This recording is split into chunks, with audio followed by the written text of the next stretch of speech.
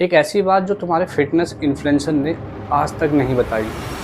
मैं बात कर रहा हूँ, जिम तुम्हारी टोटल कैलोरी बर्न में सिर्फ 5% कंट्रीब्यूट करता है। मतलब समझ रहे हो, तुम जो भी खा रहे हो, जितनी भी तुम्हें कैलोरी मिल रही है, उस कैलोरी का सिर्फ 5% घटा दो। अगर तुम डेली जिम करते हो तो भाई अगर जिम सिर्फ 5% ही कंट्रीब्यूट कर रहा तो बाकी कहाँ जा रहा है, इस वीडियो में बताऊंगा। तो आज मैं तुम्हें वो चीज़ बताने वाला हूँ जो ना आज तक तुम्हारे फिटनेस इन्फ्लुएंसर ने बताई और ना ही तुम्हारे डाइटिशियन ने। अगर वो लोग तुम्हें ये चीज़ बता देते तो उनका काम धंधा बंद हो जाता। किसी भी चीज़ की एक फाउंडेशन होती है, तो सबसे पहले हम एक फाउंडेशन क्लियर करते हैं। तुम्हारी बॉडी एक बैलेंस शीट है।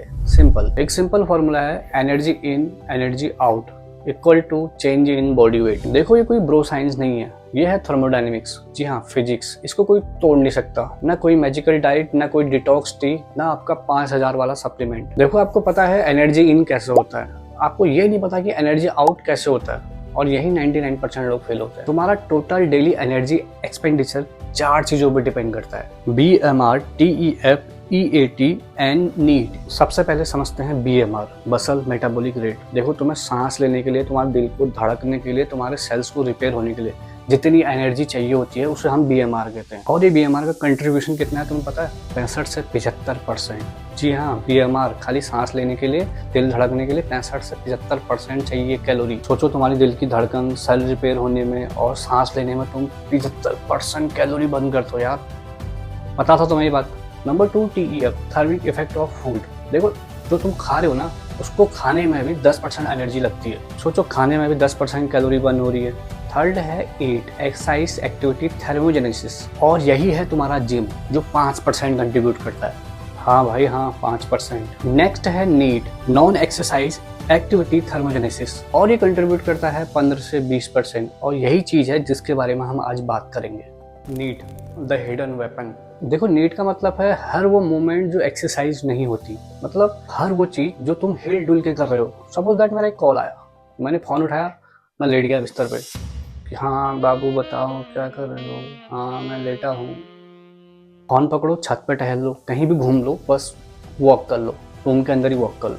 अगर आपके घर में लिफ्ट है, चौथा 5वां फ्लोर है, तो सीढ़ी ले लो। सब्जी लेनी है, ब्लिंकिट की जगह खुद चल के ले आओ। हो सके तो घर के छोटे मोटे काम कर लो, बर्तन भी धो सकते हो।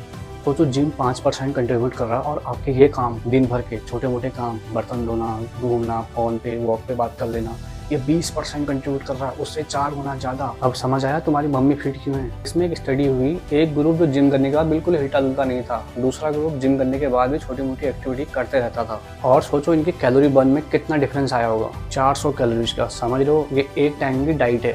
तुमने सोचा है तुम्हारी बॉडी 65 से 75% अपने आप बर्न करती है, जिसको हम BMR कहते हैं। सपोज दैट आप दिन के 1000 कैलोरी ले रहे हो, तो आपका 700 कैलोरी अपने आप बर्न हो जाएगा। उसके लिए आपको कुछ करने की जरूरत नहीं है। पर 1000 कैलोरी तो आप खाते नहीं हो, आप तो 4000 कैलोरी खाते हो। अगर आपको अपना BMR पता करना है, सिंपल भाषा में बोलूं, आपकी बॉडी कितनी कैलोरी अपने आप बर्न करती है, तो ये फॉर्मूला मैं स्क्रीन पे डाल रहा हूँ। इस फॉर्मूले पे आप अपना सब कुछ डाल लो, आ जाएगा। पर BMR को तुम 100% एक्यूरेट मत मानना, 70-80% मान सकते हो।